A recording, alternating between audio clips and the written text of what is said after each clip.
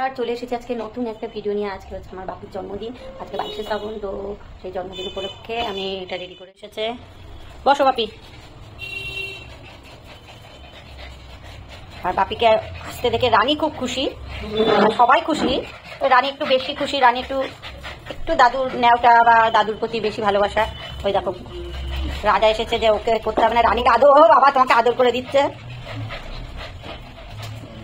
Birthday to you. দাঁড়া পুজো বা এবারে আগে কেকটা কেটেই নিক। হ্যাঁ, happy birthday to you, happy birthday to you, happy birthday dear Bapi, happy birthday to you.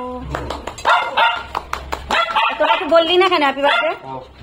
বল দাদাকে তুই।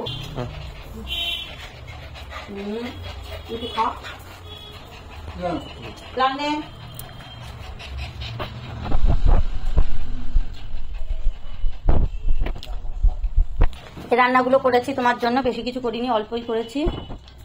সবাই একটু করে বাপিকে খাইয়ে দাও। হ্যাপি বার্থডে বলেছে।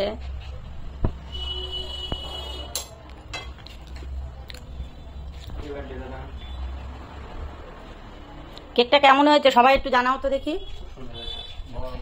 ভালো হয়েছে। এই কেক হচ্ছে আমি বাড়িতে বানাই জন্মদিনে, প্রত্যেকের জন্মদিনেই আমি বাড়িতে বানিয়ে দিই। তো আজকেও তাই। এবার এদের ভাগ্যের এটা। কুড়ি বসে রয়েছে, দেখো মনে হচ্ছে ওকে ভাত দেওয়া হয়েছে, কেক খাচ্ছে কুড়ি। একদম ওই চেয়ারটা কুড়ির খুব পছন্দের, ও সবসময় ওইটাই বসে আর লাল গিয়ে ওকে তাড়াই, এই আমার চেয়ার ছাড় কুড়ি।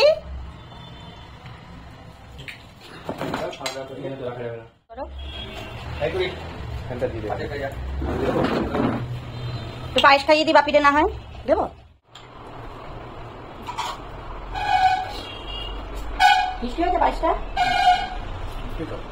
আমি হচ্ছে আমার বাবার জন্য তখন দুপুরবেলায় যেতে পারিনি, আমাদের কেনাকাটা করতে।